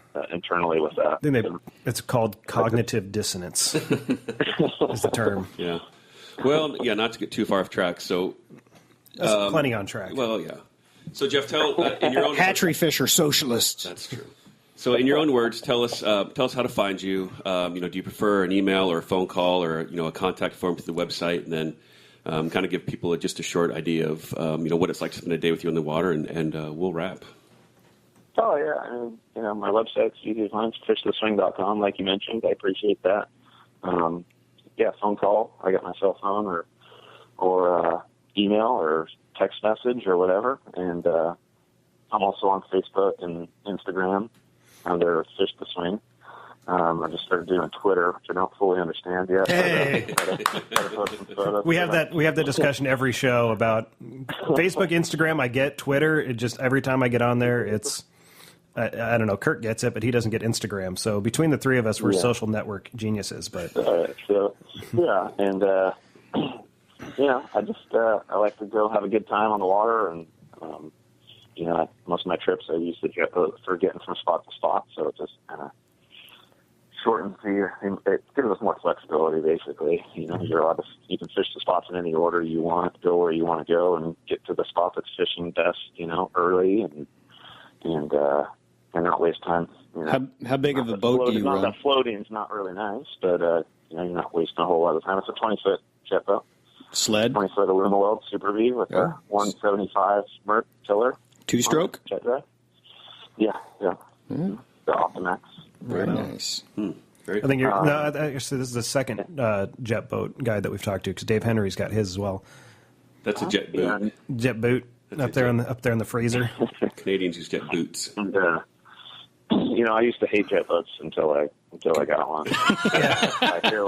I hate them, and I talk a lot of shit about them. And can't we all just get along? I mean, I try to be a steward for being polite on the river, and whenever possible, I stop and let people float past me. I try not to wake people, or certainly never jet through their water or anything. There's one. Try to be real friendly with a wave always. I think they're fine on a lot of rivers, but there's like in kind of southwest Washington, we got like the Sats up in the Wainuchi River, which are really small rivers, and they still allow jet boats. And they're like one-lane rivers. If you're in a drift boat, there's not a whole lot of room on either side of you to go around, and you still got guys flying up on full plane, coming around corners. And dangerous, and really, a lot of jet boat drivers out there should not be jet boat drivers. No, so I understand why people are cautious when they hear one coming. Mm-hmm. Yeah, there's some. I mean, I've had some very pleasant experiences with jet boat drivers, and I've had some downright terrible ones. I won't even fish the lower Skykomish River right down the road, during the early summer, because no matter what you do, you're going to get blown up by a jet sled, no matter what. As have I, You see it all out there. But I just use the jet boat for transportation, and then we park the boat, get out of the boat, and all the fishing's done while waiting. And my specialty is two-handed rod casting instruction, really. But I get some guys that want to fish their single-hander, and I think it's super cool. There's nothing wrong with that at all. Right on. Cool. Well, thanks for coming on, and thanks for being a steward for the systems that you care about, and I think that's an important part of the deal. That if you're going to make a life on a system, that you ought to be able to speak to it from night until day. So right on. Yeah, for sure. Yeah, I think we need to give back a lot as guides and be thankful for what the resource provides. Mm-hmm. Do you allow beads on your boat? Damn it. I've had people sneak them on before. They get thrown over right away. They become salmon, become sturgeon food. Cool. All right, Jeff, thank you. Thanks for having me, guys. Yeah, take care. Thank you very much. Yeah. Bye-bye then. Bye. See ya. Bye. I wonder if he ever fishes a pink fish taco. What? He's got a flash taco. On YouTube. There's a tying demonstration for tying Hickman's flash taco. Oh. I don't know if that's a typo. I'm gonna look that up. Yeah. Maybe I'll expand my fly box beyond the black leech and the crusty tube sock. I could actually pull the video up and show our listening audience. Right. Oh, wait, we're low on time. Okay. I think they know how to find it. Yeah. Go to the YouTubes. Yeah. We're low on a lot of things. Yeah, I think our syndicators are going to cut us off soon. Actually, we are them. Yeah. Well, I appreciate that Jeff is as a river steward. I mean, that's an important program. We know the value of it, and the fact that he's, on that river and can speak to those complex issues between, when you catch a hatchery fish, should you kill it or should you keep it, and let people make the ethical choice. Yeah, and I don't think that should just be just guides doing that. I mean, even me not guiding, I enjoy taking friends out that don't fish, and I've had reasonably good success getting people into their first salmon and steelhead, and every time those first couple fish come to the boat, they get the lesson. They might not fish again for a couple of years, but they at least know, they at least go with that knowledge, and they're kind of a non-fishing general public person that knows a little bit more than they did before they went out that day. So I think any of us that are on the water can pass on that knowledge to other people. Yeah. Well, I mean, that's a huge responsibility, and part of being a fisherman is conservation and sharing with people that may not be tapped into that world. You got to get more advocates, because when a resource needs saving, the people that go to fight are the people that understand the issues. So I still don't get, why do people give so much a shit about pandas? Because they're fuzzy and they're furry and they're black and white. They're probably closer to humans than fish are. Yeah, probably. And that's anthropomorphic. Yeah. Or whatever that I mean, is. it brought up, it was either Mark or Jeff, but I think it was Mark, brought up, bald eagles coming back. I mean, they're just everywhere now. I mean, if you go float a river around here now, I mean, you're going to see several of them. Yeah, well, they got rid of DDT. Is that what a lot of that was? Yeah, that was basically DDT was causing their eggshells to soften. But I don't think the general public even fully realizes how much they've come back. People that aren't out on the rivers. But I mean, I talk to some people sometimes that live their life in the city, and they ventured out for a little bit one day, and I talked to them, and like, you won't believe it, I saw a bald eagle today. I'm like, well, that's like saying you saw a seagull. I mean, they're everywhere. Yeah, and talk to people in Alaska. They've been bustling up there for years. Yeah, I fished up garbage dump with Dave Henry last year, 2 years ago, on a river during a salmon run, and there was probably no less than 10, 20, 30 of them. Every kilometer of river that we went through. I mean, they were just polluted through there. Just dotted the riverbank eating salmon everywhere. They have bald eagles in Canada. Yeah, I think they got some licensing agreement with the. Well, they're probably flying back and forth between Washington and Alaska. That makes sense because they are our national bird. That's correct. I don't know. They have a passport, some kind of deal that they can go to Canada. I say hands off our national bird. What's Canada's national bird? Boy, I don't. They probably do. They have one? I don't know. If you're listening, send in feedback. What is Canada's state bird? I think it's a toucan. Canada's state bird. Are you calling Canada like the 51st state? Let's move on. All right. Awkward silence. Yeah. Next week's show, Guide Stories, is going to be pretty good. We have an author who wrote a book about secret places to fish in Idaho, and then a guide who fishes a river that is commonly referred to as by a couple of single-letter designations that we all know what it is, and it's a place that perhaps has been loved to death and is going to perhaps go away. So that'll be interesting conversation. We'll be sure to spill the beans on as many secret rivers as we can. Well, this on one's the show. It's secret to some, but not to all. Excellent. Mm-hmm. So we're going to get them. The Henry's Fork Foundation is going to join us as well, and it's going to be a very Idaho show. Yeah, maybe Idaho. We'll cook up some potatoes, and I don't know. What are some other stereotypes? The ones we probably don't want to talk about. Right. Yeah. Watch Napoleon Dynamite, eat some potatoes, and my lips are real bad. Gosh, I caught you a delicious bass. There we go. That's fishing related. That's a good one. Yeah. All right.